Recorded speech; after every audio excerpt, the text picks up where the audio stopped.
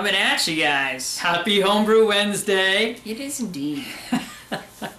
So we're going to start off today right away.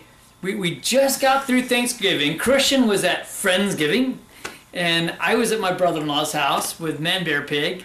Yep. And I cracked open the mead. I made that December 19th of last year. And so it went really well. I'm curious to see what Christian thinks of it. But I brought a really high-end mead that Dan ABA told me to get. And I respect Dan's opinions. And this thing had scores in like the mid-90s. So I brought that up there. The coolest thing, people said they liked my mead better. And it was like gone. And then they slowly started drinking commercial mead. So everyone that gave me tips, thank you. Particularly I think of Lermo 22. And I also think of Steve, Canadian Sasquatch Brewery. You guys have been awesome. And especially Steve's had so many great videos. Lermo does them too. But Steve's done some really just follow these steps videos. So cheers to you guys. And we're going to pop this one open. I hope it's better than the rum and eggnog I was having on Thanksgiving. Well, my brother-in-law's wife, so sister-in-law, whatever you want to call it, she said that she thought it was better than any of the commercial ones that she's had. So that kind of blew my mind. So we're gonna get some over there for Christian. I can't say that I'm a mead connoisseur, so Right. So we'll just see what you think.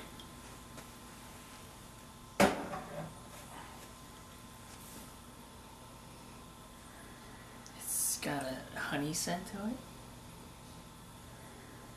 Now I back Is sweeten there the mead. any certain flavoring that I should be picking I up? don't know. I just drink the stuff. You know I like to drink, so I almost get like a hint of apple cider in there. You kind of get that wine business. You kind of get some apple cider. You kind of get a little bit of the honey. It's very pleasing actually to the tongue. There's no bitter aftertaste or too sweet of an aftertaste. It's very pleasant all the way through, as I would say.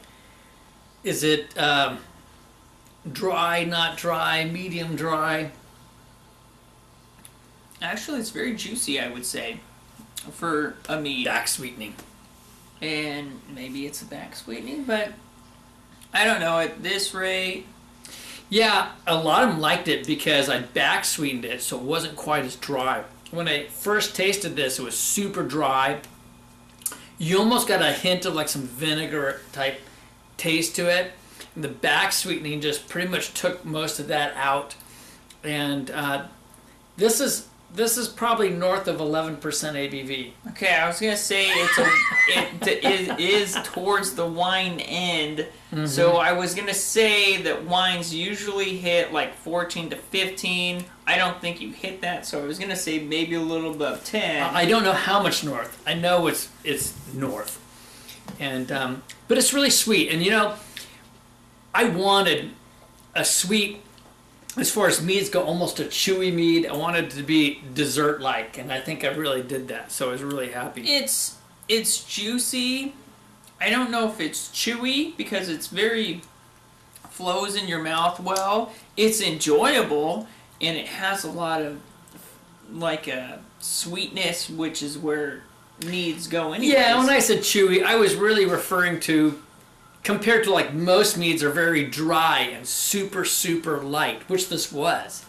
And actually, I think this is a good base for maybe Yeah. like adding like blackberries or something else in the future, because actually the apple taste that I'm getting is really good for applying other flavors.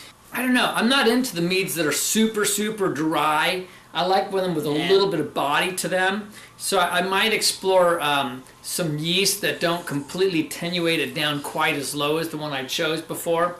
And I think I do want to go for it. It's why I don't drink Maybe Cabernets. You know, like I like a red blend. You know, like I don't want my mouth to feel... I don't want to have cotton mouth when I'm done drinking wine. Same thing like with some meads. You don't want to have cottonmouth. So did you want to switch to beer then? No, Because pretty good. that's pretty easy to do. We've got a lot of homebrews from people sitting here. Well, I mean, I don't know if I heard the homebrew signal. Oh wait. Oh, there it is. Oh, you mean the beer mail signal? Yeah.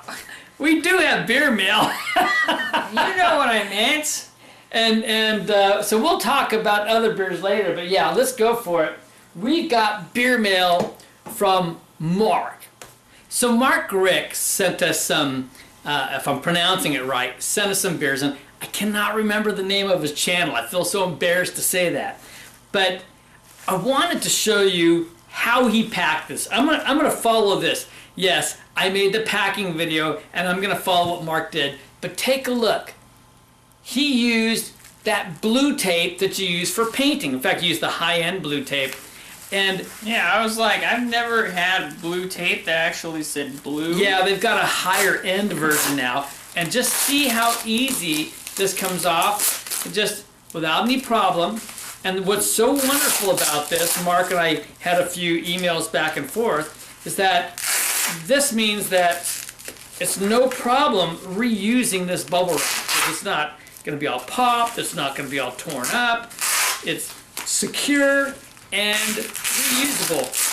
Basically, he's saying, don't wrap your bottles like Man Bear Pig, who uses duct tape for everything. You know, or high-end packing tape, because see that? Look, there's a lot of bounds and stuff left. This is great. I can reuse all of this. It's great, fantastic. He even bubble wrapped the top. Even the special bubble wrap on the top. So you're awesome, Mark. And I already knew that about Mark. He is awesome. Now, you know, the only thing I'm upset about is that I didn't see a wooden cage that it came in. Did he send in his own pre-made wooden box? We didn't get the wooden cage. And Michael, yeah, that wooden cage was awesome. Michael Saraceno. But yeah, I like the lighter packaging. But this first one right here. I was impressed though with that cage. We'll have to do a flashback on that one. But this first one, I'm gonna have to mark the lid. I'll have to put a mark on here. But this first one is a homebrew from him, okay? So, and I always prize the homebrews. I prize homebrews. Most rare of all, only because I rarely bottle my homebrews. My Surly Bender Clone. I bottled this as a dry run for bottling my entry for SJ Pour Challenge. It's bottle conditioned using dark Belgian candy sugar. That'll get Christian excited for priming. So it's not quite the same as on draft here. My opinion is that it makes it more interesting, but I may be biased. So I am stoked, but this is awesome. So we'll set this aside. Wait till you see what else he sent. Ooh. The next one I'm going to is a very special one from Hopping Frog. Now, Christian didn't get to try it, but I had the Gangster Frog IPA, and if you saw that review, you knew I was blown away by that beer. I loved it. You had that beer? I did, and this is the Tower Tuesday series. So they have special ones where they were infusing different beers with different flavors. Ooh, what they did was this one. They took the Gangsta Frog and they fused it with vanilla bean. This is not out in distribution. Mark, this is so awesome. Mark said his socks were blown off, so he's pretty sure that I'll be sockless as well. Beer Dog is excited about that. Beer Dog is not going to get to even lick the cup. Look, he just wants a little bit. What's next? Now we get into just on the ridiculous, rare, insane stuff, because he has sent us the barrel-aged Boris. I've had barrel-aged Boris, but this one is on the Pappy Van Winkle barrels. You heard that? Oh my gosh. I mean, that's in the rare. That's a rare, I think. And I told him, I said I was speechless, and you guys, you've never seen me speechless, really, but I was speechless. The fucking frog has a beard. Did you see that? Did you notice that? Look, that fucking frog has a beard on the bottle. That, like, I know that Hoppin' Frog's good, but when you, like, put certain bourbon barrels and you know it's gonna be good, God, thank you.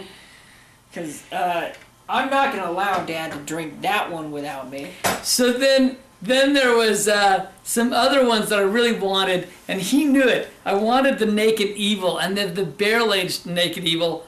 Oh no, Mark went a step above that. I owe him so huge. Got some things in mind already. But he sent us the barrel-aged Naked Evil on Pappy Van Winkle barrels again. This is like the rare among rare. He's been working hard just to get this without the Pappy Van Winkle barrels. Jesus Christ, man. And he snagged one for us. So we are forever indebted to you, and I know something that he needs. I know a few things that he needs. So there's a beer in February, I think, that's releasing up here that we might be able to I've got a few special things already ready to go for him, but we'll be putting together a little collection for you, Mark. A little snack pack of beer. Oh yes, indeed, and you might even get one of the ones over here, because if you remember, you guys, we do have our the beer I made with Man Bear Pig with Josh. So we've got the milk stout, and it's pretty much attenuated down. I might hear a gurgle every 10 minutes now, so we're gonna let that go a little longer before we do more. It needs to sit. So a he little needs longer. to call me on Saturday or Sunday to do some bottling. We need to do some drinking. Actually, we're going to be doing some drinking this Saturday. Oh yeah, no, I know, and I don't work. I don't work. No, we're doing some excellent beer drinking. We'll tell them what we're doing. I'll tell them the first one. Nah, or should we leave it a secret? No. Yeah. We're going to make it over to Gigantic. Gigantic Brewing has what they call a barley wine called Massive. Yeah. And this is, I think, a 13.5% barley wine that's been barrel aged for 20 months. So at noon is the release party for this, so we're hoping to get over for that. Yeah. Then what comes after that? So apparently I have to get up early on my Saturday.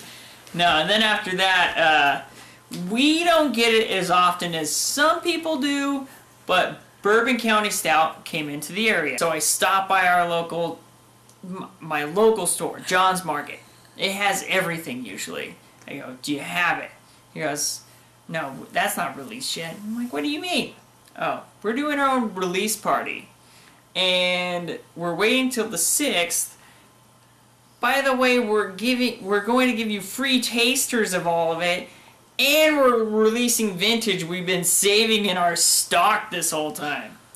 Oh, okay, so what time do I need to be there? Well, it's from 3 to 6. Okay, well, I'll be there at 2:30 because I'm not going to see how buying vintage bottles. Yeah, so we'll be going over there to get some Bourbon County Stout. Sounds like they'll have this year's on cask. With the barley. And they'll have the barley wine, possibly, it sounded like. And a maybe vintage. a vintage one. Oh, yeah. And it sounds like, are they going to start selling at that point as well? Yeah, So we might be able to squirrel away another bottle for each of us. Christian got a bottle, and I got a few bottles.